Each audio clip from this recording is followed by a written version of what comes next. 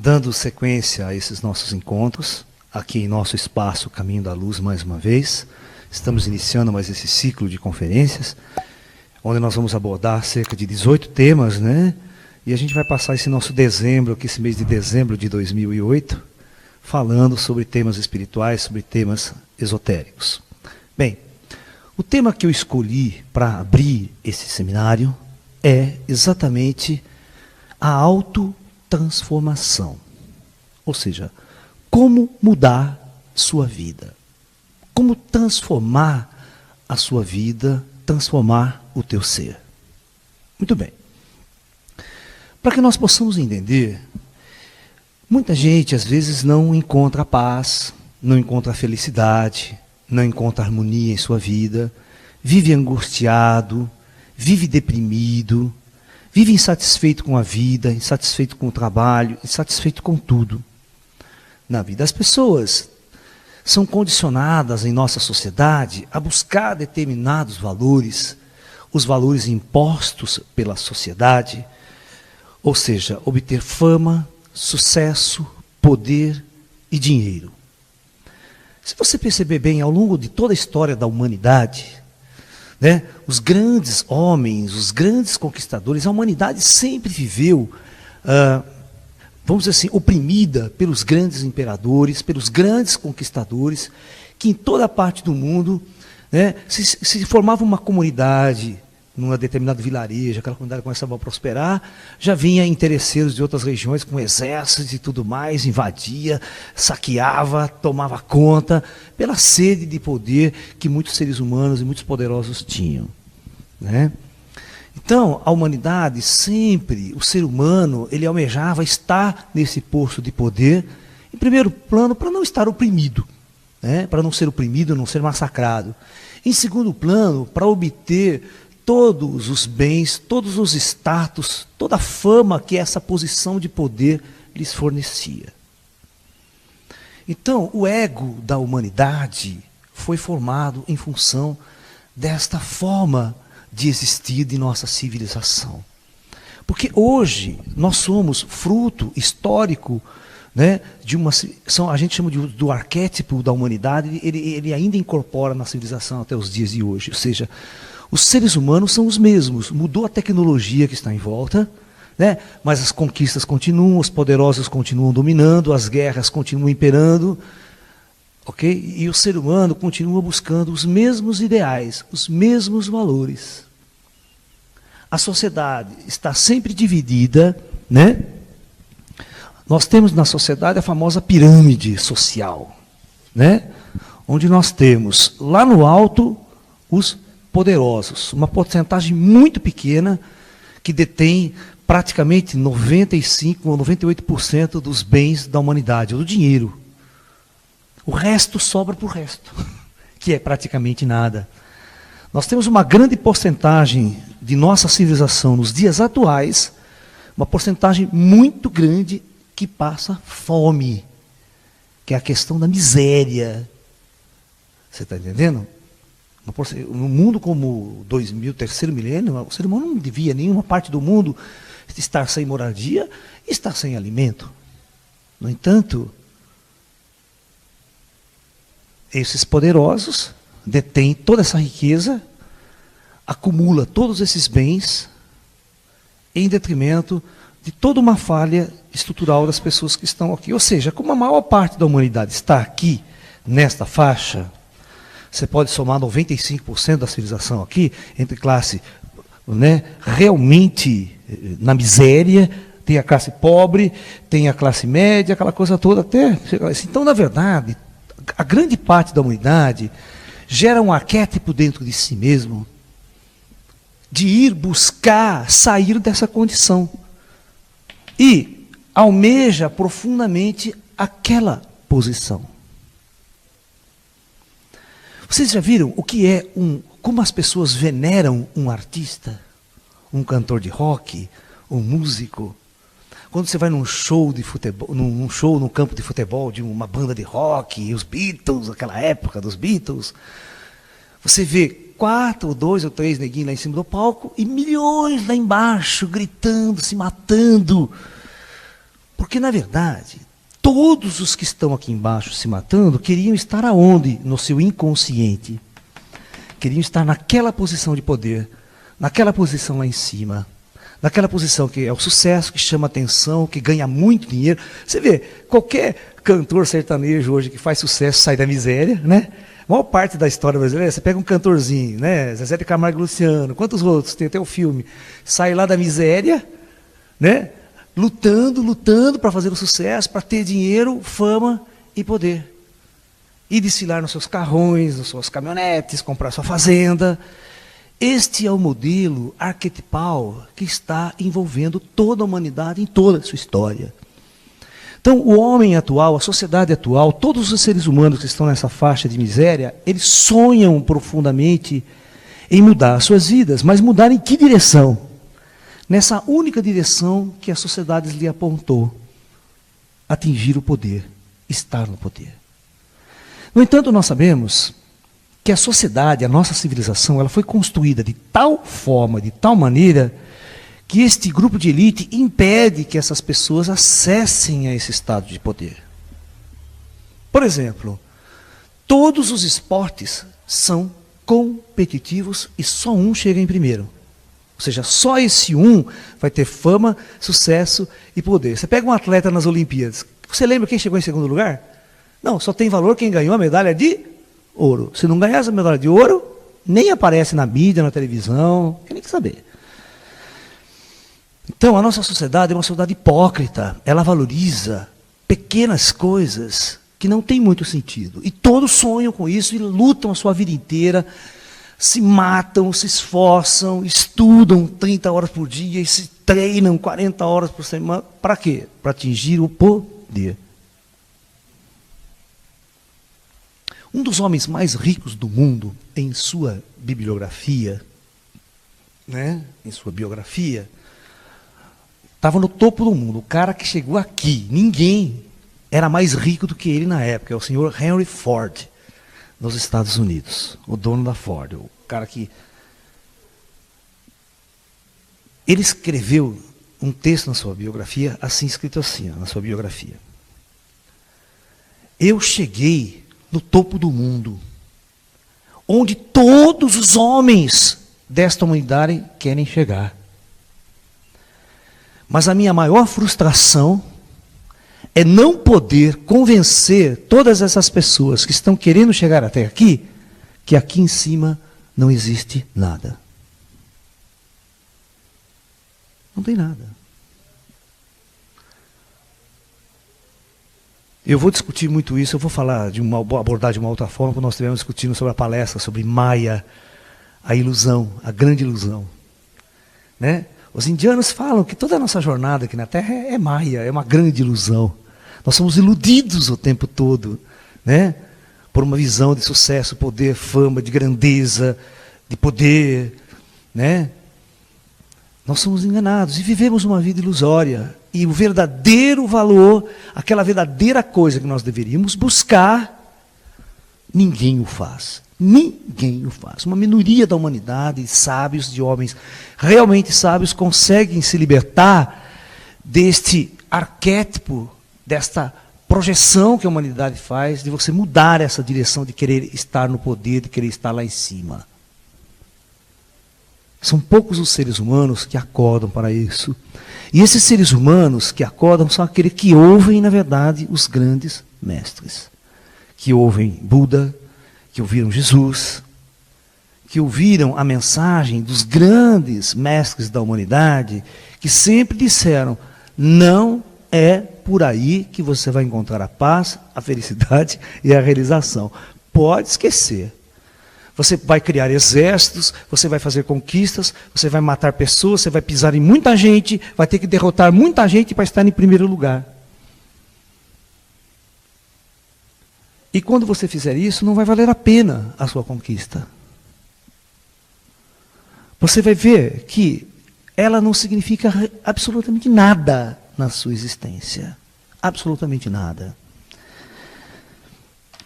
E, infelizmente, a nossa humanidade, ela continua buscando os valores materiais da vida.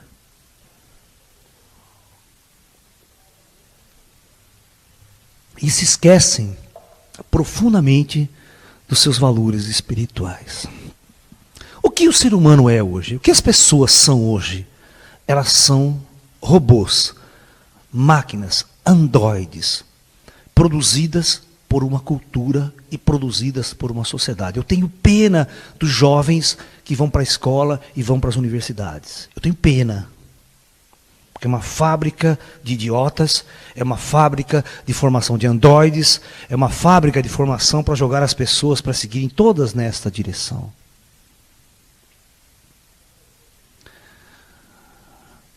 A alma está morta. Nenhuma universidade, nenhuma escola dirige o ser humano para o despertar de sua alma, de sua real estrutura interna, da sua real natureza espiritual.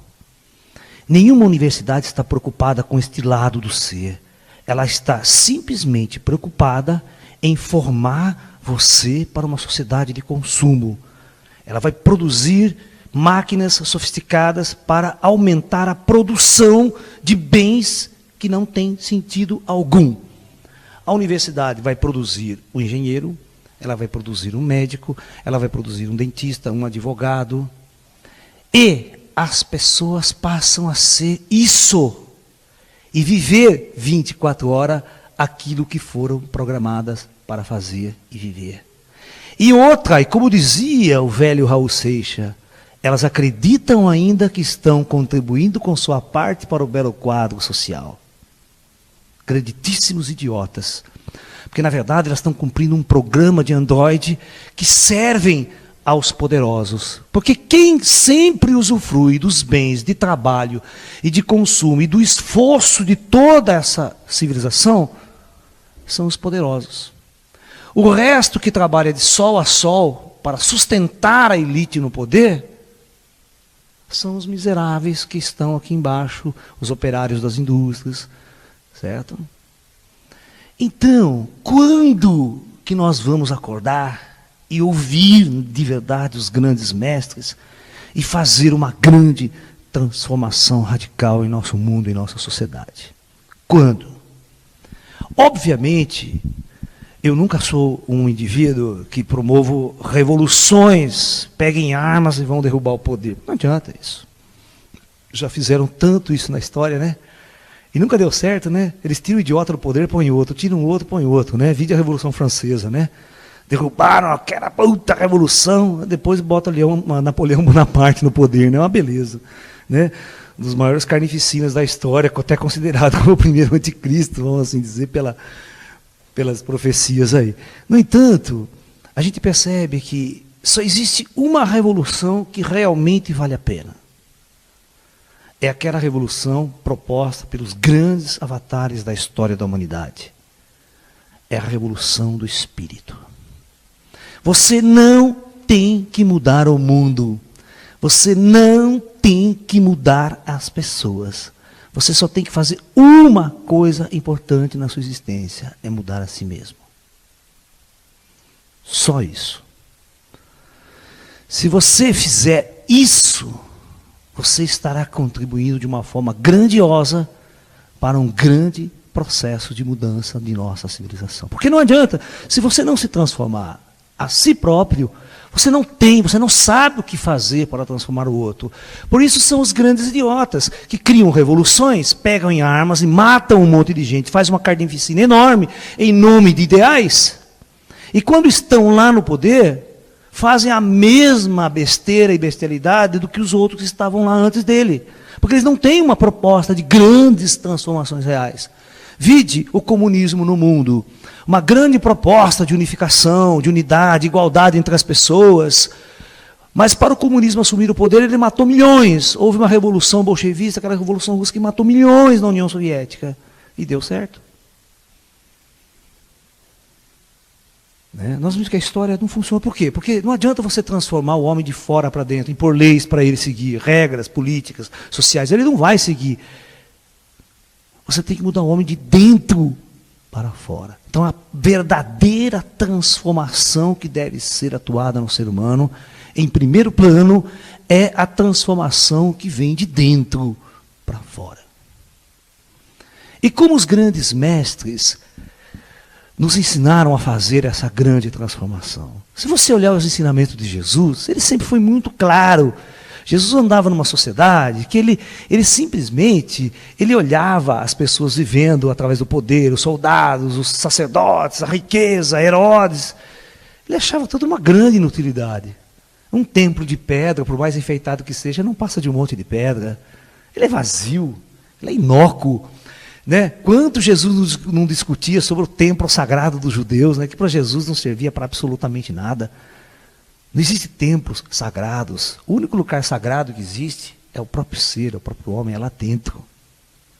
Se você quiser buscar a Deus, você não precisa de nenhum templo sagrado, de nenhum local sagrado para se reunir lá e lá encontrar a Deus, porque é uma bobagem.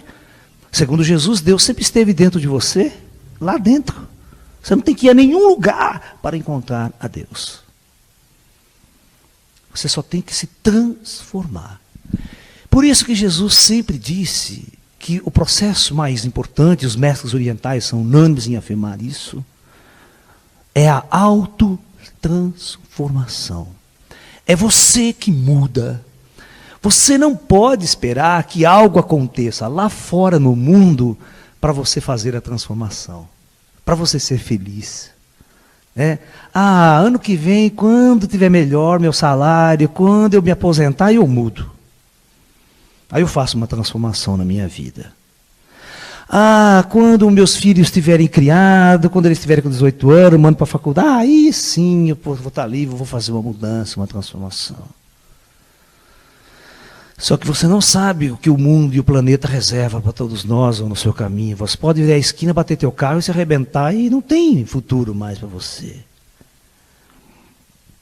Né? Neste projeto, nessa parte existencial.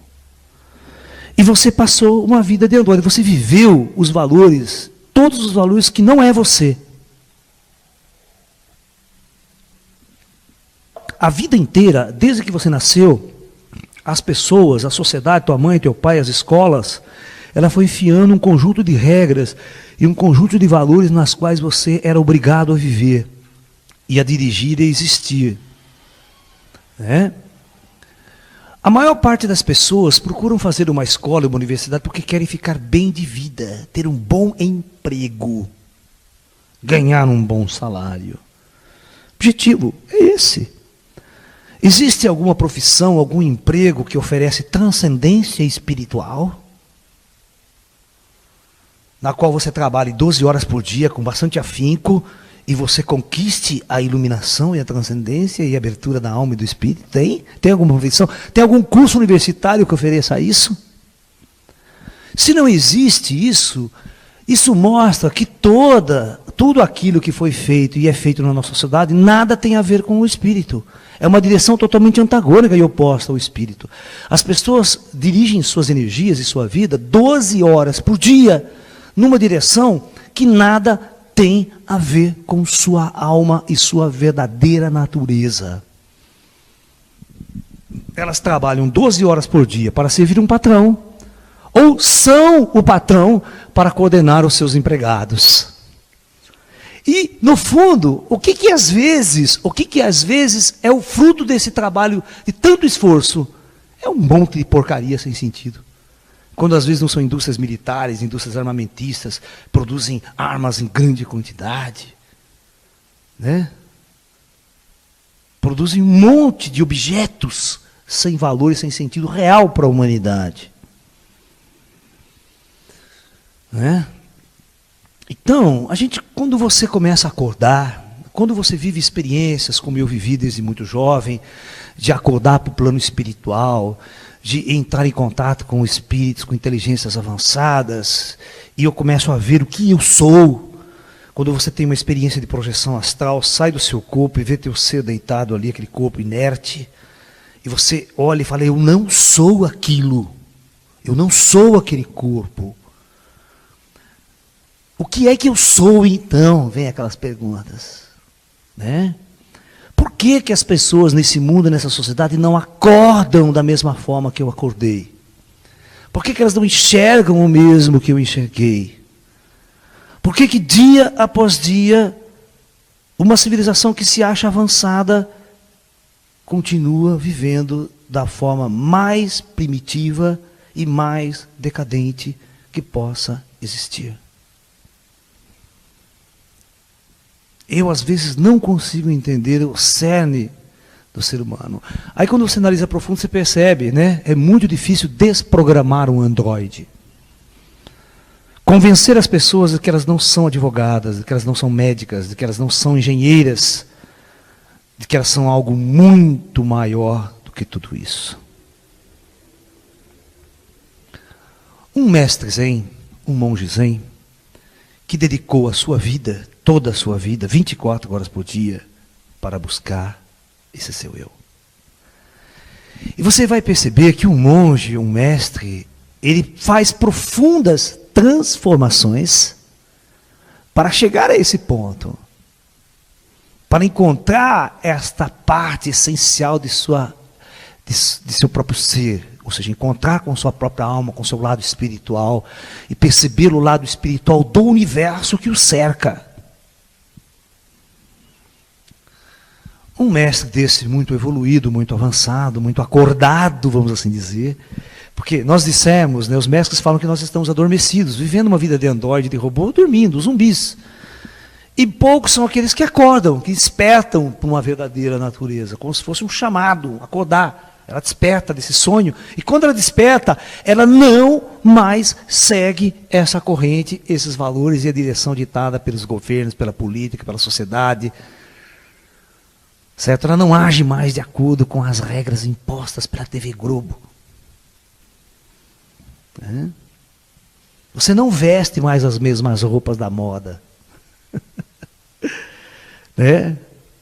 Você não compra mais um tênis de R$2.000. Você não vai fazer mais isso. Você não é idiota. Né? E você também não vai contribuir para o salário do Ronaldinho ganhar 30 milhões por ano. Não tem sentido. Você vai perceber que os valores são completamente diferentes. Um grande professor universitário, formador de androides, o Android More, formador de androides. As pessoas acham que estão na universidade, professores, eles acham que são os donos da verdade, da sabedoria humana. Um desses professores foi para o Oriente em busca de estudar o Zen com mestres Zen, que estão acordados. Sentado diante do mestre, o mestre faz a seguinte pergunta para esse professor universitário: quem é você? E ele então, na sua profunda ignorância, começa a vomitar o seu pedigree. Sou professor da universidade de tal, doutorado não sei o quê, professor honoris causa, dá aquele currículo desse tamanho do cara, né? O pedigree. Aí o professor, quando ele termina de falar tudo o currículo, o professor fala: e tirando tudo isso que você me falou, quem é você? Ou seja, as pessoas vivem um fantasma, elas vivem uma fantasia. Elas vivem tudo aquilo que realmente elas não são. Mas acreditam que são. Porque o pai, a mãe, muita gente diz que ela é isso. E a sociedade produz essas pessoas em formas. Né? Na formatura, todo mundo sai igualzinho, com aquele canudinho, né? Tudo formatados, iguaizinhos. Por isso, muita gente tem me convidado para dar aulas em universidades. Né? Com um discurso desse, eu não seria aceito em faculdade nenhuma.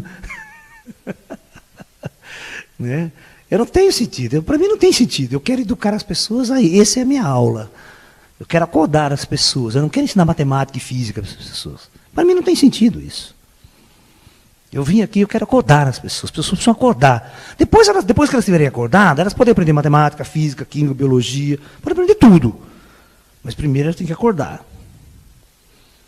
Não que ciência seja uma coisa ruim, nem tecnologia. Mas primeiro elas têm que estar acordada. Porque uma pessoa acordada, ela sabe usar muito bem a matemática, sabe usar muito bem o equipamento eletrônico. Ela sabe usar muito bem a ciência e a tecnologia que está à sua disposição. Senão ela vai fazer armas, vai conquistar, vai traficar droga, vai fazer o diabo, porque ela quer poder, ela quer dinheiro, quer sucesso, quer fama. Ela vai tentar conquistar isso de qualquer maneira. Né? Tudo bem. Como então os mestres conseguiam fazer essa transformação? Como fazer essa autotransformação? Primeiro lugar, tem que ser muito macho. Ou seja, tem que ser um guerreiro e tem que ter muita coragem para fazer essa transformação. Porque a primeira coisa que as pessoas têm é medo de abandonar as suas vidas, medo de abandonar o seu caminho, medo de abandonar o seu sonho, o chamado sonho americano, né? Que agora está falido, né? Com a crise monetária americana está falido, né?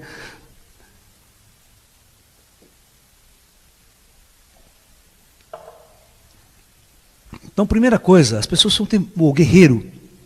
Por isso que nós chamamos, tem uma palestra que eu vou colocar aqui nesse ciclo, que chama O Guerreiro da Luz. Seja um serviçal da luz, um guerreiro da luz. Mas para você ser um guerreiro da luz, você tem que ter a verdadeira... Por isso que os monges Shaolin treinavam Kung Fu. As pessoas entram na minha academia, que elas não entendem, porque está cheio de armas, um arsenal de armas estranhas aqui na volta.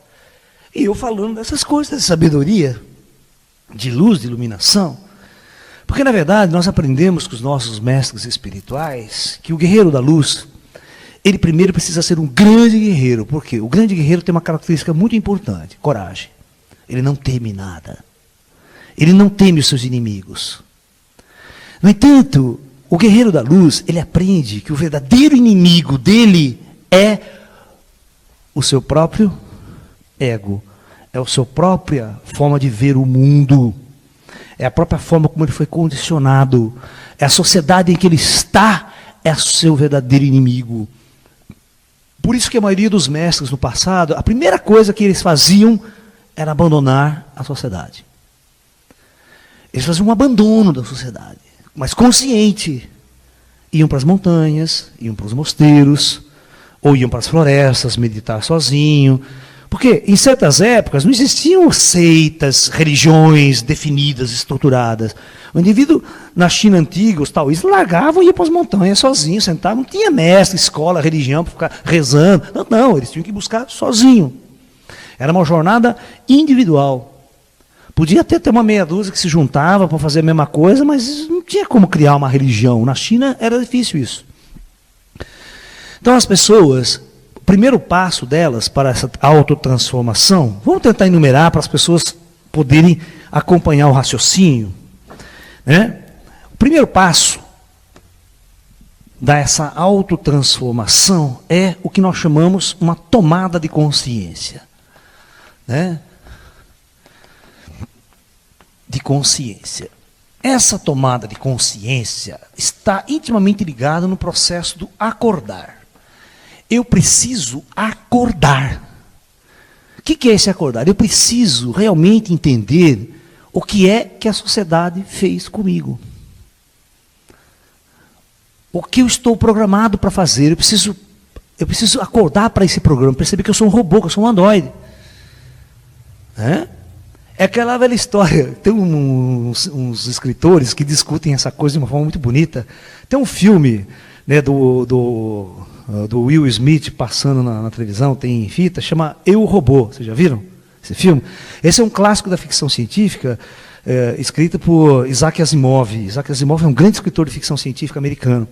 Qual é a crítica que ele faz? Esse robô se desenvolve tanto, cria-se uma geração de robô tão avançada, que ele começa a questionar a sua própria vida. Ou seja, ele começa a questionar a sua natureza programável de robô, que é o que todo ser humano tinha que ter feito há muito tempo. E as pessoas não entendem o filme, que é o ser humano que foi programado o tempo todo para seguir uma sociedade idiota, arcaica. E raros são os seres humanos que começam a fazer um questionamento para abandonar o seu programa de robô, de androide, e perceber que existe algo além, uma transcendência, um avanço espiritual. O filme discute isso, mas discute isso na pele de um robô. O robô descobre primeiro que o ser humano que ele tem que procurar uma transcendência, que ele tem que ser diferente, que ele é algo diferente, que ele não quer morrer, que ele não quer ser desligado, que ele precisa descobrir muita coisa antes.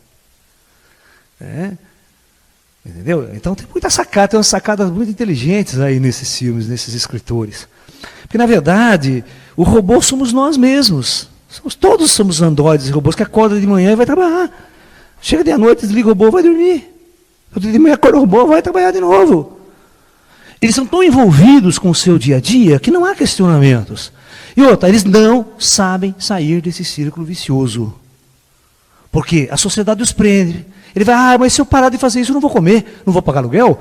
Minhas crianças têm que ir para a escola, quem vai pagar a aula da escola, quem vai pagar aluguel, quem vai pagar isso. E as pessoas ficam, o quê? Escravas do sistema.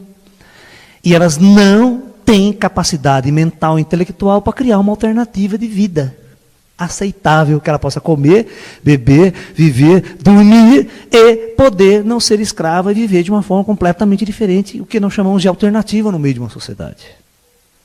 Porque a sociedade criou a prisão. Ela prende você pelo dinheiro, pelo poder, pelo crediário que você fez na Casa Bahia. É óbvio. Né? A sociedade americana fez isso com os americanos. Ela simplesmente fez o quê? Endividou todo mundo ficou escravo dos bancos. Aí ninguém pagou, o banco quebrou. Foi até legal isso. Né? Coitados dos ricos, estão chorando por causa deles. Né? Estão morrendo de dó, coitados, não vão poder comer caviar mais. Né?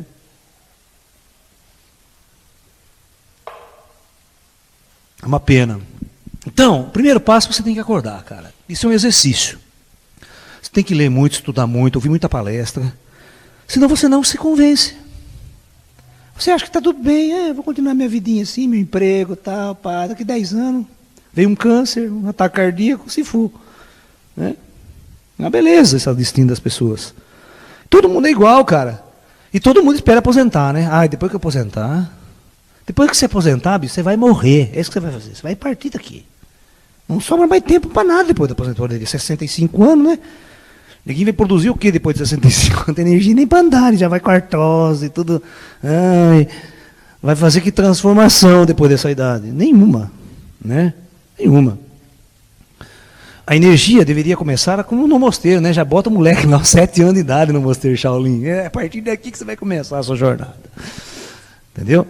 A partir desse momento nós vamos fazer essa transformação. Não vamos permitir, era muito legal. Por isso que você pega um filme desse, que um menino entra no mosteiro com 7, 8 anos de idade, ele aprende uma coisa e compara aquele aprendizado com a sociedade. É o que acontece com aquele seriado Kung Fu que passava na televisão, do Kwai Chan Kane, que é muito antigo. Se vocês que estão me ouvindo agora não conhecem, vai na locadora e pega o seriado, né, que chama Kung Fu. Né? Você vai ver que interessante. Por quê? É um cara que sai do mosteiro, que ele viveu uma cultura espiritual, esotérica. Aí ele vai para o mundo, né? Aí ele vai ver o quanto o mundo é infantil, é primitivo, é bestial, é idiota, é tolo. Então vai fazendo essa comparação. O filme todo o seriado é a comparação entre a busca do tal, que ele foi treinado para buscar, e a busca que a sociedade, o ser humano todo está buscando. Então ele vai olhar e fala, pô, que legal, né? Que é esse mundo, né? Eu estou dentro dele, né? Pelo menos eu aprendi que não vou seguir esses valores que esses caras buscam. É. Teve uma passagem zen muito forte nesse filme, é o segundo episódio da série. Ele chega numa fazenda, você vê o que é um zen, o valor que um mestre zen tem dentro dele, que é diferente de tudo que a gente já viu aqui, foi treinado. Então ele chega numa fazenda, e nessa fazenda só tem uma senhora que é dona dessa fazenda. Ela não tem empregado, ela não tem nada, ela está sozinha, o marido morreu, e ele pede abrigo para essa mulher, né? E ele fala assim para a mulher que ele gostaria de ajudá-la, né? Se ela pudesse oferecer um trabalho, alguma coisa, que ele ficaria muito feliz. E aí ele começa a trabalhar, começa a carpir lenha, arrumar isso, carpir grama, arrumar, fazendo, trabalhar no serviço da fazenda, certo? E ficando ali morando. No final da semana, olha só que louco, a mulher chega com o pagamento para pagar ele. Presta atenção. Ele trabalhou uma semana, nos Estados Unidos é costume pagar por semana, tá? Ele fala, mas o que é isso? É seu pagamento. Mas pagamento para quê? Você trabalhou aqui, tudo. Não, mas foi um prazer trabalhar. É muito bom na vida a gente ter algo para fazer, algo para servir. Eu apenas servi. Eu não quero nada, nenhum pagamento em troca. Eu já tenho água, comida, posso respirar, tenho um abrigo para dormir. que mais eu posso querer? O que todos vocês querem? Vocês não se lembram?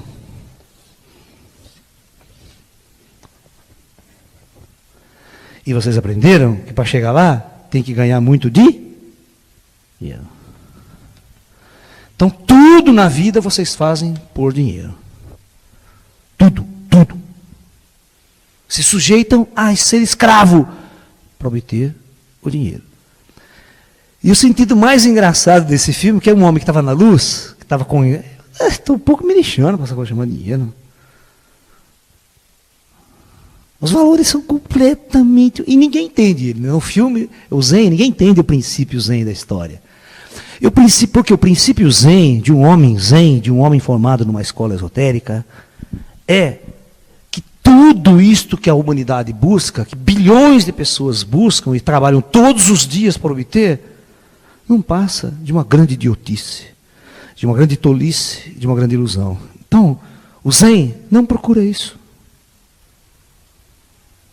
Ele está distante disso, ele não perde tempo com isso. Quando você não perde tempo com essa jornada, você vai ter condições de seguir a outra jornada, que é rumo ao espírito. Então, uma das partes mais difíceis da jornada do ser humano é fazer esse rompimento. Mas só que o indivíduo, quando ele faz esse rompimento, ele já acha que está iluminado, né? Não, agora que começa a jornada do cara, na outra direção. Vocês têm que entender, tem cara, que chega aqui na minha academia, ou chega no meu grupo espiritual, fica um mês, para de comer carne, faz umas transformações, que meditando. Pô, cara, lá eu não vejo nada, não vejo ET, não vejo espírito, não sinto nada. Eu falei, pô, cara, você ficou 50 anos, bicho, correndo atrás dessa coisa aqui. Agora, em uma semana já que está iluminado, nem mudou a sua vida, você não fez nada em função. Você não fez nada em função dessa transformação. Você acha que em uma semana você vai estar vendo espírito, falando com ET, saindo fora do corpo, dando piruleta em Vênus? As coisas não são tão simples assim. Ou seja, toda jornada espiritual, jornada de um discípulo, ela começa com o primeiro passo. Isso aqui é o primeiro passo. Você precisa se instruir muito. Acordar, ver que você é um androide e fazer mudanças. Por isso que Jesus falava para os discípulos dele, dai a César o que é de César e a Deus o que é de Deus. Tem que sacar muito bem o que o César faz e o chamado. Que direção, para quem você quer servir sua vida? Você quer servir a César? Que é isso aqui? Ou você quer servir a Deus? É muito difícil servir os dois ao mesmo tempo. Não confundam isso com o caminho do meio. O caminho do meio é uma outra questão. Você precisa estar acordado. Porque enquanto você não estiver acordado, a única coisa de valor que você vai dedicar à sua vida é buscar fama, sucesso e poder. Você monta uma banda de rock, o moleque manda uma banda de rock, ele quer fama, ele toca, vai treinar o dia inteiro, a vida inteira, para ter fama, sucesso e poder. Não há espírito na jogada, não há alma, não há transcendência. Esses valores não existem.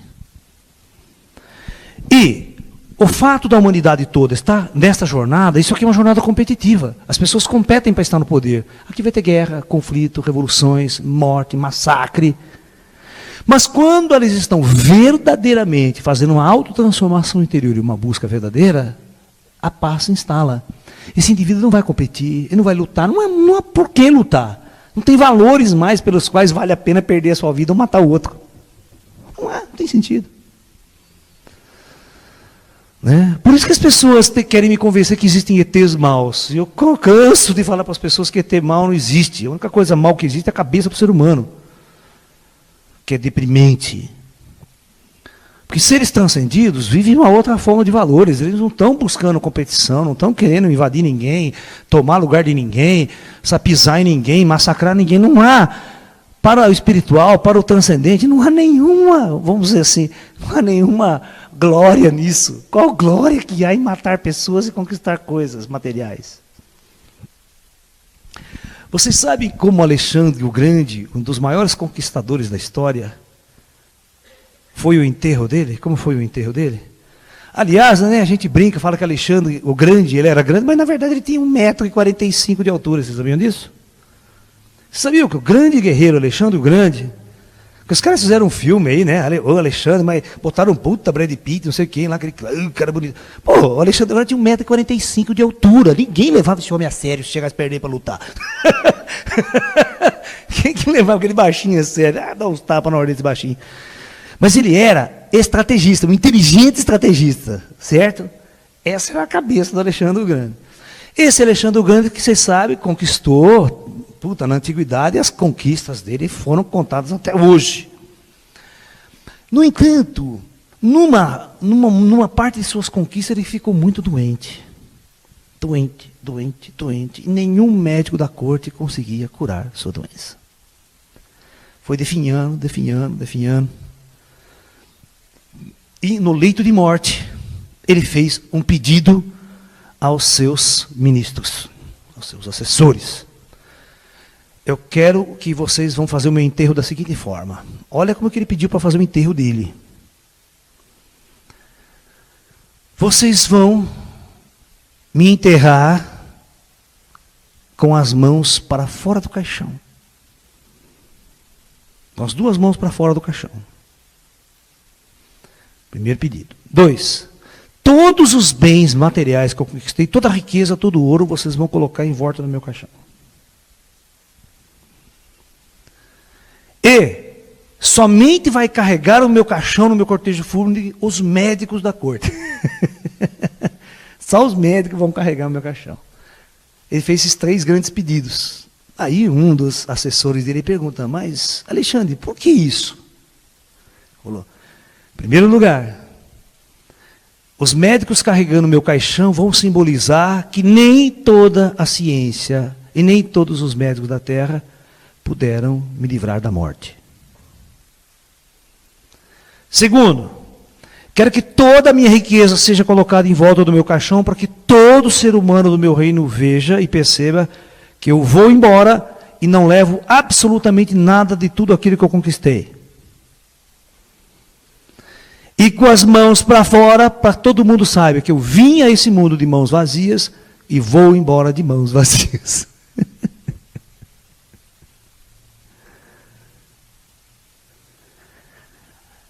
Por que todo mundo ainda quer seguir o caminho de Alexandre o Grande, através de suas conquistas e conquistar? Porque na sociedade isso é crescer, né? Ai, peguei um emprego melhor, um cargo melhor, estou feliz, estou ganhando mais, subi na vida. Até ganha o famoso prêmio de operário padrão, né? Isso é maior. O dia que você ganhar isso, bicho, você pode se enterrar. Realmente você está morto e não sabe. Ganhar prêmio de operário padrão é o escravo bonzinho. Sabe aquele escravo bonzinho que nunca questionou o patrão? Não faltou um dia o serviço. Esse é o escravo patrão. Mas o verdadeiro bom escravo é aquele que nunca foi escravo, o Zumbi de Palmares. Vocês perceberam que interessante? O que fez a grande revolução, começou a grande revolução dos escravos no Brasil, nunca foi escravo na vida, é o Zumbi de Palmares. Começou a fazer a revolução, a rebelião dos escravos, começou a rebeliar. Então, cara, use o exemplo do Zumbi de Palmares do Quilombo. A primeira coisa que você tem que fazer é se rebelar.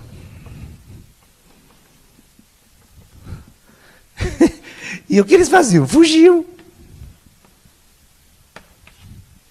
Porque só assim eles podiam criar a sua sociedade.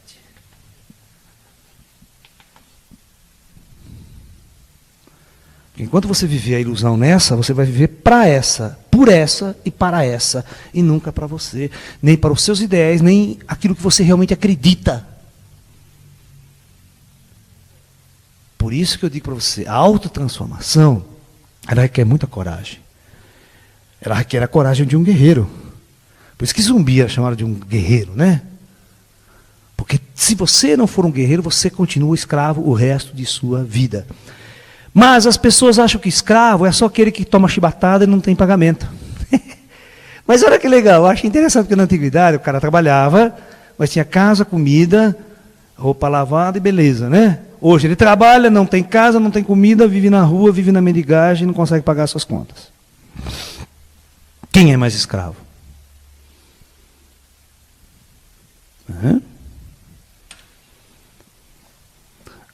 Às vezes, algum de nós que estão, às vezes, numa posição social melhor, um saláriozinho, ninguém quer perder essa posição. Acho que estou perfeito, tá legal, tá jóia. Por isso que vocês não podem ter contato com ET, com seres extraterrestres. Porque o dia que vocês tiverem um verdadeiro contato com a inteligência, começa no dia seguinte, você não vai mais trabalhar. No dia seguinte, você vê, porque eles vão te mostrar um outro mundo, uma outra dimensão, uma outra realidade que você nunca, sendo um androide, sendo um escravo, teve a capacidade de perceber que existia ao seu redor e ao seu lado.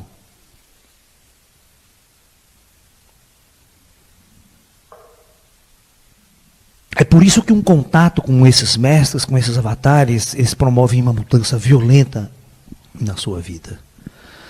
Por isso que eu acho que era muito difícil você sentar na frente do Buda, assim, cara a cara com ele, ter um papo com ele. Você nunca mais era o mesmo, cara, na hora que você saía dali. Porque são forças poderosas que te mostravam algo que você nunca teve a capacidade de enxergar ou ver na sua vida. E esse é o papel de um mestre, esse é o papel de um avatar ou de um grande transformador. É mostrar aquilo que as pessoas por si só não têm capacidade de enxergar e mostrar a elas que elas têm capacidade de fazer as mudanças. Basta ser guerreiras, basta ter uma grande coragem para isso. Então, este é o primeiro passo.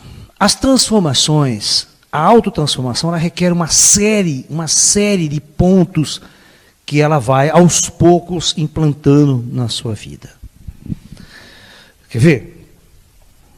Por isso que os mosteiros do passado, o mosteiro Shaolin, que eu tomo como exemplo, que é uma coisa que eu estudei muito, eu vivenciei muito essa cultura, né? Então, a primeira tomada de consciência, a transformação. 2, o monge se preocupava muito, né, com o seu corpo. Então, como nós somos corpo, mente e espírito, os mestres trabalhavam esses 3 pontos. Primeira coisa, ele vai mudar o seu corpo, tá? Então, você vai ter que mudar os hábitos aqui. Você vai ter, por isso que no mosteiro Shaolin tinha treinamento de Kung Fu, Tai Chi Chuan, fortalecer o corpo. A alimentação aqui era um dos aspectos muito importantes. Aqui que entra a alimentação natural, vegetariana, o respeito à vida. Você não mata, você não faz uma festa, você não festeja um Natal matando animais, fazendo uma carnificina com os animais, jorrando sangue dos inocentes, para você festejar o nascimento de um avatar. As pessoas não acordam para isso. Elas não conseguem acordar que Jesus jamais gostaria que alguém festejasse a sua existência ou sua manifestação na terra com sangue dos animais. É uma idiotice isso. É uma primitividade. O ser humano é muito primitivo. Ele é grotesco. Então, você muda os hábitos do corpo, do alimento, essa base fundamental da transformação. Vocês podem pegar outros segmentos de outras palestras e verificar tudo. Eu tenho um seminário com 5 DVDs só falando sobre alimentação. Eu tenho um seminário todo falando sobre o trabalho do Kung Fu, da importância do movimento, do trabalho corporal, do Tai Chi, nesse processo de autoconhecimento, de autotransformação.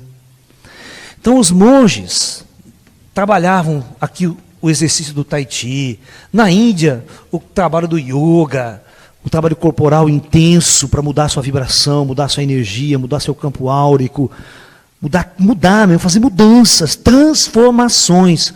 Porque o Buda tem uma frase muito célebre: não pode haver iluminação ou transcendência sem transformação. Você tem que transformar, você tem que mudar. Então, o Kung Fu, né? Eram grandes escolas que treinavam o corpo e mudavam profundamente a sua energia, a sua vibração, a sua aura, os seus chakras, que eram base fundamental. A mente, a parte mental, é tudo aquilo que nós falamos agora. É a sua programação de Android, é a sua filosofia de vida, o que enfiaram na sua cabeça. Sua mente tem que mudar. E para sua mente mudar, você vai ter que estudar novas filosofias, ver a orientação dos grandes mestres, dos grandes avatares. Você vai mudar a tua mente, mudar a tua programação. Você vai acordar. Então, aqui você vai ter que estudar, sim, budismo, taoísmo. Mas tome cuidado para entrar numa seita crente e ficar mais uma vez escravo do modelo religioso, da escravidão religiosa, do fanatismo. É isso que tem que tomar muito cuidado também, porque hoje em dia, né, você vai lá na igreja do Bispo Macedo, você acha que ele vai te iluminar? Ele está muito mais interessado em pegar a tua grana do que realmente passar um processo de transformação real para você despertar e crescer. Então, realmente, esse trabalho filosófico da mente, a mente precisa tomar muito cuidado para não sair de uma armadilha e entrar em outra armadilha. Na verdade, ela vai ter que acordar e buscar saber como usar o seu conhecimento para a sua libertação. Isso é um trabalho. Por isso que a gente oferece também em outras palestras, né? Nós oferecemos palestras sobre budismo, sobre taoísmo, sobre hinduísmo, sobre todas as correntes filosóficas que podem ajudar você a ver o mundo de uma forma diferente. A ver a sua vida na Terra de uma forma diferente. Isso é muito importante. É muito importante que a gente aprenda a ver a nossa vida na Terra de uma forma diferente. E esse exercício mental era uma vida no mosteiro Shaolin. Os alunos, desde criança, iam aprendendo com o mestre, na convivência. O mestre ia ensinando, conversando, orientando, mostrando. Por isso que para um homem, às vezes, na nossa sociedade, que está com 50, 60 anos, fica difícil aprender tudo em uma vida. Abandonar a velha mente, abandonar os velhos condicionamentos, os velhos valores que foram impostos em toda a sua existência, abandonar seu diploma de faculdade, sabe? Abandonar a sua famosa e pretensa carreira. É difícil as pessoas fazerem essas mudanças de hábitos. A mente tem que estar pronta. E por fim, quando essas duas coisas estiverem estabilizadas, existe mais uma parte aqui que é muito difícil trabalhar, que é a parte emocional, a sua parte afetiva, seus relacionamentos afetivos, sua parte sexual, sua parte, né, de relacionar-se com o sexo oposto, mãe, marido e mulher, paixões, isso, aquilo tudo, que deteriora o ser humano. Por isso eu tenho um seminário com 7 DVDs sobre relacionamentos afetivos, tantra, sexo e espiritualidade, para ver como os mestres orientais trabalham essa parte emocional do ser, essa parte que vem da emoção, que vem da frustração, que vem de conviver com as energias do sexo oposto, que movimenta uma energia poderosa em nosso ser. Então essa parte é muito importante ser trabalhada. E por fim, o despertar do espírito. Quando tudo está montado, a transformação foi feita, a sua mente, o seu ser está pronto, o verdadeiro mestre aparece. Mas quem é esse verdadeiro mestre que aparece? Esse verdadeiro mestre que aparece é quando acorda, os teus chakras abrem por algum motivo e você começa a ver pessoas e seres que você nunca pensou que estavam ao seu lado e sempre estiveram. Agora você vai começar a falar com eles, a conversar com eles. Esse é o despertar do espírito, é a porta que se abre. Você vai começar a lembrar do que faz à noite, quando sai do teu corpo. Você vai passar por uma experiência de projeção astral, né? Dessa que eu conto para vocês, que eu saio, vejo o meu corpo deitado na cama. Você fala, eu não sou aquele corpo. Eu sou uma outra coisa muito além daquele corpo que está deitado na cama, que pode viver, pensar, existir e andar. Quando esses valores começam a crescer, quando essa porta se abre, nunca mais você será o mesmo. Nunca mais nenhum líder político ou religioso na Terra vai te escravizar. Porque não se esqueça que um líder político e um líder religioso são pessoas idênticas. Os dois querem te escravizar. Tomem muito cuidado com isso. Por isso que eu tenho uma palestra que eu vou fazer aqui nesse seminário, com o título Religiosidade sem religião. Você pode ser uma pessoa extremamente religiosa, porém não pertencer a religião nenhuma, que esse seria o verdadeiro ideal de um caminhante espiritual. Porque aí você nunca vai ser escravo de nenhum líder espiritual, você não vai ser escravo de ninguém ditando regras para você viver de novo. Porque nós estamos querendo o caminho inverno, nós estamos querendo sair das regras. Nós estamos querendo nos libertar de quem ditou as regras para a gente ser isso, aquilo, fazer aquilo, ser aquilo. Nós queremos encontrar a verdade em nós mesmos, sem ninguém de fora nos enchendo o saco. Então, é libertação, primeiro passo, trabalho corporal, mudanças estruturais do seu corpo, que é o seu templo, que está carregando a sua alma. Não adianta um bêbado, um drogado querendo fazer meditação e ir para a transcendência. Não vai. Enquanto ele não consertar essa parte, enquanto ele for um doente mental, um doente psicótico, neurótico, né? Bêbado, não vai conseguir esse salto quântico na sua consciência para a sua transformação também. Não adianta. A sua mente recebendo toda uma nova informação, a sua mente recebendo filosofias do passado, grandes mestres, vai ajudar você a compreender o mundo sobre uma outra ótica, sobre uma nova visão. Poucos seres humanos no mundo acordaram e fizeram essas mudanças. Muito poucos. E a abertura do espírito, encontrar a verdadeira natureza espiritual, a nossa verdadeira natureza, aquilo pela qual realmente nós somos e existimos neste planeta, neste mundo. Nós somos alma, nós somos espíritos que está apagado, que está adormecido por um mundo denso, por um mundo kármico, por uma sociedade altamente decadente e voltada estritamente para a matéria. Por isso que eu não vejo muito futuro para essa humanidade. Os conflitos tendem a aumentar e vão chegar a um ponto insuportável pela civilização, pela humanidade. É só esperar. E quando você desperta o teu espírito, nunca mais você vai ser o mesmo ser. Nunca mais você voltará a encarnar neste mundo. Você vai conquistar o que os mestres chamam de transcendência e ascensionamento. Você ascensiona para as dimensões superiores.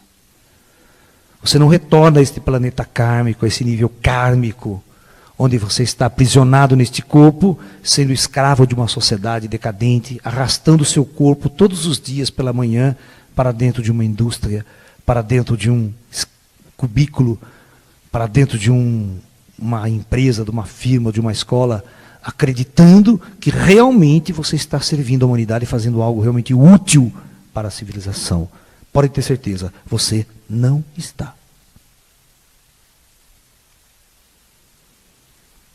Você pensa que está. Mas no fundo da alma, os mestres lá de cima dizem, você não está. Agora, quem tem coragem de assumir isto? Bicho, do outro lado, quando as pessoas morrem, vão rever o seu acástico, é anos de choradeira. É anos de choradeira dos espíritos, de perceber o quão idiota foram em toda a sua existência. O quanto a luz estava ao seu lado o tempo todo e eles não enxergavam. Preferiam servir a César e não servir a Deus. De uma questão assim técnica, do jeito de falar. Porque o alerta sempre foi dado. As pessoas são inteligentes, as pessoas não são burras, só não têm coragem. Só não acreditam realmente que possam fazer uma transformação. Porque elas acham que não tem apoio, né? Sozinhas. Se ela tem um grupo, às vezes, no meu grupo vai, eu vou no grupo, então todo mundo vai, eu vou também. Mas o dia que ela fica sozinha, o dia que tira o tapete dela, ela fica sozinha, para onde eu vou, ela vai para o shopping center de novo. Ela não vai para as montanhas meditar. Porque no shopping center está 300 mil pessoas, todo mundo comprando, ela vai lá também. Sozinha, eu meditar nas montanhas, estou perdida, ela morre de medo. O ser humano não gosta de ficar sozinho, né? Ele se sente muito mal sozinho.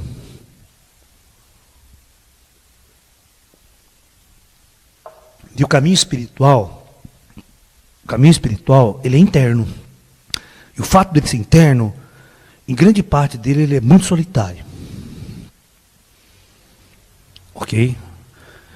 Por isso, às vezes eu sempre gostei de organizar grupos, organizar workshops, para as pessoas perderem um pouco esse medo e terem a sensação de que tem um apoio, de que existe uma força ao seu lado.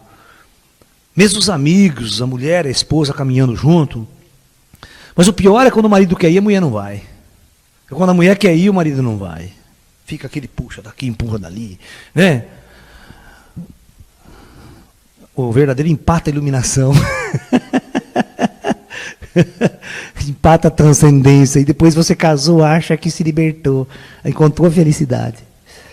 Né? Você arrumou mais um jeito de ser escravo. Mais um jeito de estar preso. Né? Arrumou mais uma pessoa para controlar a sua vida. Para te ditar regras e leis, o que você pode e o que você não pode fazer. Por isso o Lalá nunca casou, graças a Deus. E não casarei, não vou casar, vou morrer solteiro.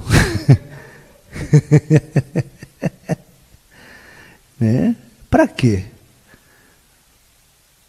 Você só vai encontrar as pessoas certas no momento certo e caminhar com elas no momento certo de suas vidas. Para os dois, para ambos. Isso é o verdadeiro relacionamento. Casamento é uma invenção dessa sociedade falida, decadente, que vocês estão vendo aqui, que vai para o caos.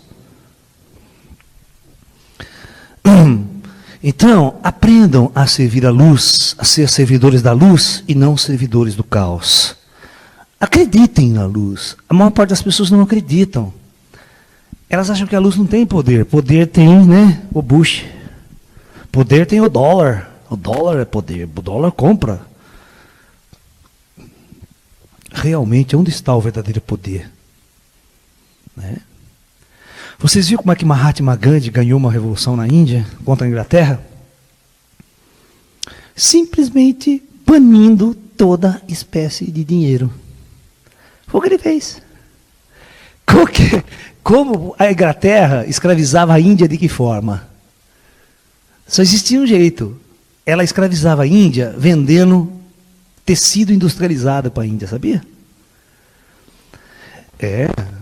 A Índia vivia basicamente as indústrias inglesas na Índia e que vendia para a Índia, vendia tecido, roupa. Então o Gandhi falou assim, tem um jeito de não acabar com esses caras, ninguém vai me comprar roupa. Ninguém vai comprar pano inglês, ninguém vai comprar mais nada na Inglaterra. E ele dava o exemplo, né? Quem assistiu o filme Gandhi sabe que ele pegava o seu tear, pegava lá o tecido, pegava o fio, fazia o pano, e pegava o pano e jogava no corpo, era a minha roupa. Ninguém precisa depender dos outros para existir, para viver. E o ser humano achava que se não comprasse um tecido, se não comprasse uma roupa na Inglaterra, não existia vida, não podia viver. O dia que o Gandhi ensinou todo mundo a fazer isso, todas as empresas na Inglaterra quebraram. Não tinham para quem vender, não tinham mais dinheiro para fazer a revolução, para pagar soldado, para pagar quem, entregaram a Índia para os indianos. É simples. É só as pessoas aprenderem que podem viver sem dinheiro. E podem viver de um jeito muito simples e muito humilde, como o Gandhi resolveu viver naquela época. Sem luxo, sem passear em shopping center, sem precisar comprar computadores. A gente viveu sem computador há 500 mil anos. Por que eu preciso de computador para viver? Né?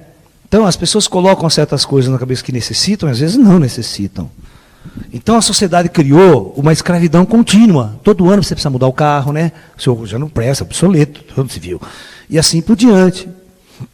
Na verdade, quando você acorda para o espírito, você faz essa transformação, você vai ver que as suas necessidades vão ser completamente outras. Completamente. A sua roupa vai ser uma roupa muito humilde e simples, que uma calça dá para a semana inteira. Né? Uma sandália, tá ótimo demais. Camisa bem folgada lá, camiseta que custa R$10, R$10. Não precisa comprar uma roupinha de 150, 200, com uma calça de 300 conto. Né? Gente, nunca na minha vida eu paguei mais que R$50 por uma calça. Nunca. Nunca vivi com coisinhas de marca, chique e tal. Só se alguém dá de presente para mim. Porque eu lá comprar, nevermore. Né? Eu não preciso disso.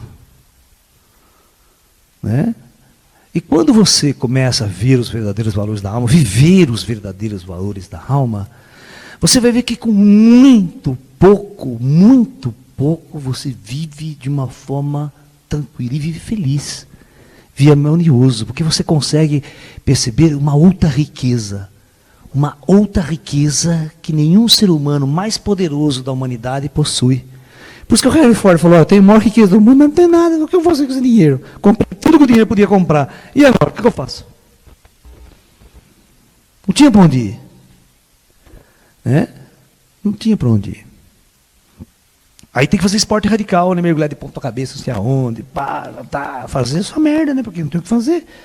Tem que viver sonhos de espaço.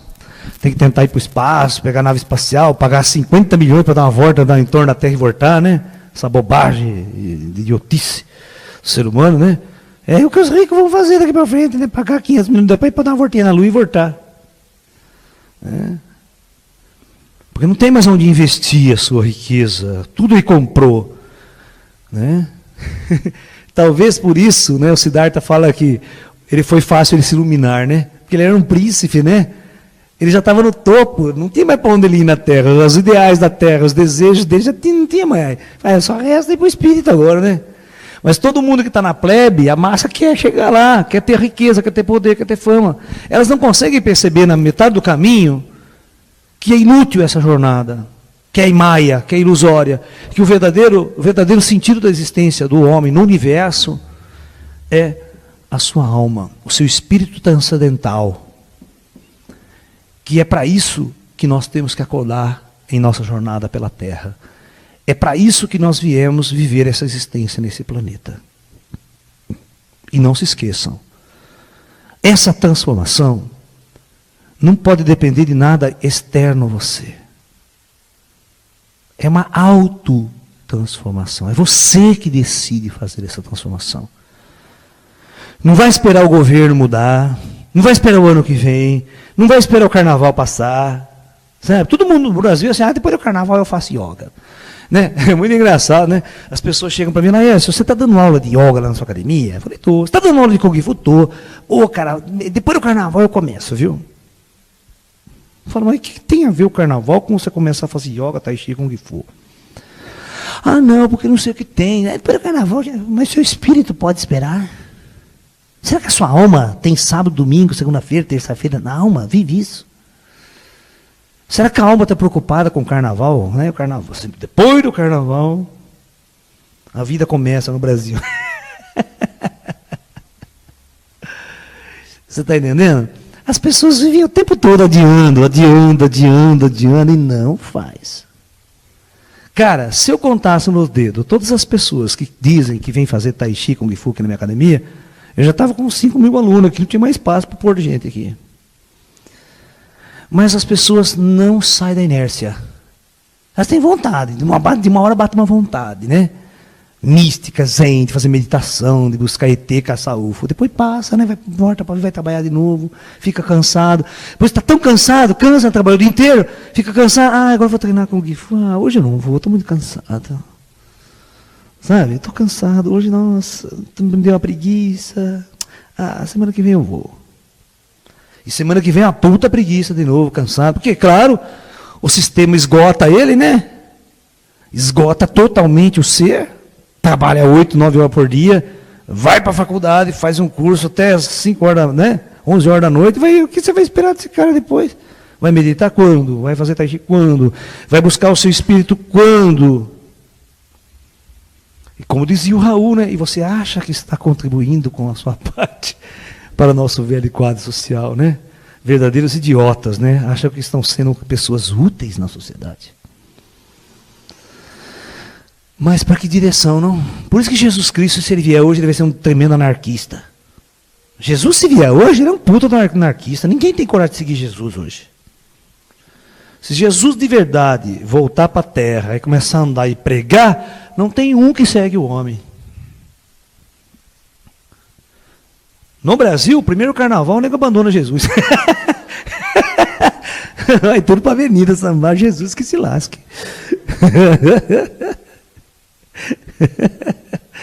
Porque as pessoas estão condicionadas, elas estão muito condicionadas a viver uma verdade, a viver uma jornada pela vida. Elas acham que sem isso vão morrer, não vão existir. Né? Por isso que o Raul Seixas tentou criar a sociedade alternativa, né? É muito legal, você vê os manifestos hippies da década de 60, 70, eram fantásticos. Indivíduos que estavam fazendo uma tremenda numa transformação, rompendo com a sociedade, rompendo com o mundo e indo morar em comunidades alternativas. Só que o problema no Brasil, que é na AI-5, né? O neguinho falava em qualquer coisa de venda, o nego já enquadrava o nego no AI-5, Segurança Nacional, já atacava na cadeia. Não tinha como fazer revolução hippie no Brasil. Por isso que Raul Seixas, foi todo mundo deportado do país, né? Exilado. Ah, morar não sei aonde, mas aqui não. General, né? O que você acha que general tem na cabeça? Liberdade para o ser humano, espiritualidade, transcendência, iluminação para o seu povo? Ou as pessoas simplesmente viveram a escravidão do imperialismo, né, norte-americano imposto aqui no Brasil pelo exército brasileiro, que é ideal capitalista. Ideais comunistas ou qualquer coisa semelhante vai para a cadeia, torturado e morto. Então, as pessoas são escravas. E quando elas tentam se libertar de alguma forma, vem a repressão e... Por isso nós temos que fazer uma revolução individual. Uma revolução profunda interna. Que aí ninguém vem encher o saco. Ninguém vem perturbar você, que você está perturbando a paz social, o planeta, fazendo revolução, sabe? Senão você vem e te mata mesmo. Porque incomoda os poderosos que estão lá em cima, incomoda quem está no poder. Esse tipo de discurso. Né? Por isso os verdadeiros mestres fazem as revoluções espirituais, as revoluções internas, as revoluções solitárias, sozinhas. Não é aqueles que querem levar massa junto com ele. Sabe? Quer levar milhares de seguidores. Geralmente não são bons mestres aqueles que têm muito seguidor. Quem tem muito seguidor... Porque o verdadeiro mestre não gosta de seguidor. Né? Ele gosta de ficar, ele passa a mensagem, passa o ensinamento, vira as coisas, vai embora, você que se vire, vai buscar, vai trabalhar seu ser. Agora, quem gosta de seguidores são pessoas que querem poder. São pessoas que, quando não tem o poder político, o poder do dinheiro, querem o poder sobre você, mas religioso. A religião é uma forma de dominação, uma forma de poder, de exercer poder sobre você.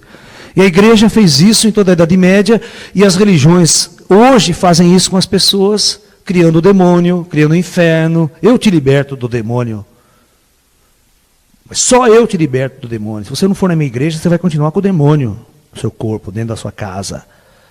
As pessoas morrem de medo, né? Eu vou ficar com o demônio em casa, estou fora, quero ir lá então.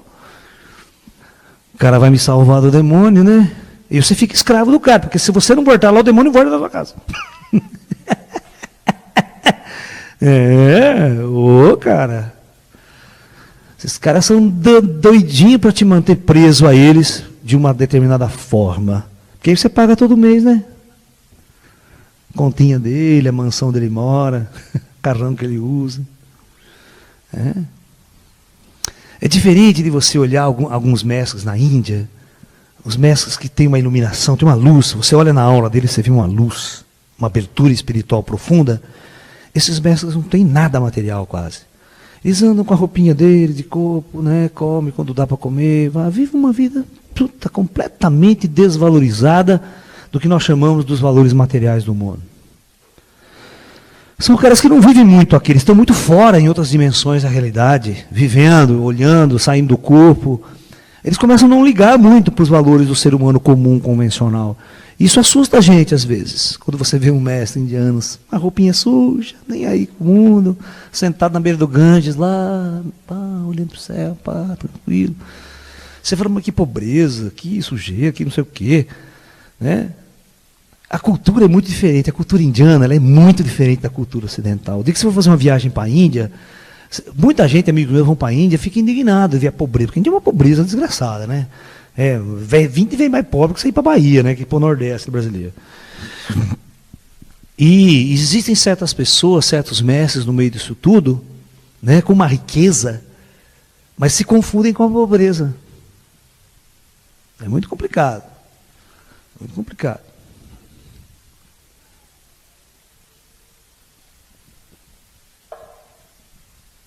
Muito bem. Então, para nós resumirmos, para nós terminarmos o nosso papo de hoje, eu gostaria de deixar assim claro para vocês que a autotransformação é algo que vem de dentro. É algo que vem lá do fundo da sua alma. Todo mundo, todo ser humano, de alguma forma, em algum momento da sua vida, parece que recebe um chamado interno. Ou seja, ele acorda de manhã diferente, algo invisível tocou, mexeu com a coisa interna. É uma força muito poderosa, que uma hora a gente vai conversar sobre ela, que são os mestres do invisível, são os mestres kármicos, aqueles que cuidam de nossa encarnação na outra dimensão, que fazem esse chamado. Agora você pode ouvir esse chamado e segui-lo, ou simplesmente você pode ignorá-lo. Passar a ignorar sempre que ele acontece em sua vida. Aí é um problema de livre-arbítrio. Totalmente seu, porque você tem o direito de fazer aquilo que você quer na sua vida. Porque é mostrado para você. É mostrado esse mundo e os valores desse mundo. E é mostrado o caminho espiritual. Você escolhe. Somente você pode fazer essa escolha. Tá? E todo lugar que você for assistir uma palestra, for fazer um curso, entrar numa igreja, numa religião qualquer, busque sempre o questionamento. Questione sempre. Porque a autotransformação é algo que vem de dentro de você. A verdade só pode ser encontrada dentro de você. Nenhum líder espiritual, nenhum mestre pode dirigir a sua vida. O que nós podemos fazer é orientar, não dirigir. Orientar é dar toques. Como essa palestra que eu estou falando para você, eu dou toques. Mas não faço escravos para me seguir. As pessoas têm que encontrar em si mesmas essas ferramentas, esses alicerces, para trabalhar o teu ser. E hoje nós temos uma oportunidade que nunca tivemos nas gerações anteriores. O advento da evolução tecnológica fez com que todos os livros do mundo chegassem às nossas mãos. Todos. Imagine 50 anos atrás, quem conhecia literatura. Hoje a internet, você senta no seu computador, você aperta uma tecla, você tem a biblioteca do planeta na sua mão. Você tem a cultura do planeta. Como é que você vai usar isso? O homem sábio, ele sabe aproveitar isso. Ele sabe buscar aonde está o verdadeiro conhecimento, o ensinamento de livros, de grandes mestres, a orientação, para ele fazer essa mudança mental. Fazer seus exercícios de meditação, de transcendência, de encontro com as forças espirituais, que sempre estiveram ao nosso lado. Os espíritos andam ao nosso lado o tempo todo. Mas quem percebe? Quem sente? Quem fala com eles? Quem conversa com eles? É como se fossem cegos de nascença que nada vê. Quando você acorda para o espírito, é como se você recebesse o olho, né? Aquele que cego de nascença, que tem um problema na retina, o cara vai lá fazer uma cirurgia aos 20, 30 anos, e o cara volta a enxergar. Ele vê o universo inteiro, o mundo que aparece. O vidente, também, quando desperta a sua visão espiritual, ele simplesmente acorda para um mundo que sempre existiu e que ele nunca percebeu que estava ali ao lado dele o tempo todo. É idêntico ao cego de nascença que volta a enxergar. Por isso, ele começa a ver tantas coisas diferentes, começa a aprender tantas coisas com seres do invisível. O universo amplia-se de uma tal forma. Essa é a grande riqueza. Mas tem que acreditar nisso, tem que ter coragem para fazer essas mudanças, essas transformações. E não há essa abertura, não há esse crescimento sem transformação. Você precisa ter coragem de fazer as transformações. Tá? Cada um de vocês vai achar um jeito de fazê-la. Não vou ditar regra não, viu? Cada um vai usar a sua criatividade. Quer mudar de emprego? Vai arrumar um jeito de viver e ganhar um dinheirinho honestamente, harmoniosamente e trabalhar no processo espiritual. Quer mudar de cidade, quer mudar de vida? Vai mudar de cidade, vai mudar de vida, vai morar para as montanhas, vai morar numa cidadezinha tranquila, vai plantar sua hortinha. Você pode fazer isso, você pode mudar. Certo? Cada um vai usar a sua criatividade, cada um tem um dom, cada um tem um talento que pode ser explorado. Eu explorei o meu talento de professor. Eu ganho minha vida alternativamente, vivendo de uma forma alternativa, sendo um professor. Mas não me convide para dar aula em universidades, em faculdades ou em colégios, porque é tudo que eu não quero ensinar para as pessoas. Mas eu sou um professor. Então eu uso o meu talento como professor, meu trabalho como professor, para ensinar. E da mesma forma que um professor universitário ganharia o seu salário, eu também ganho meu salarinho para sobreviver com as minhas aulas, com meus cursos que eu dou. É uma forma alternativa que eu encontrei. E cada um de vocês, dentro do seu talento, vai encontrar uma forma alternativa de sobreviver. Com certeza. E produzindo coisas boas para o mundo, viu?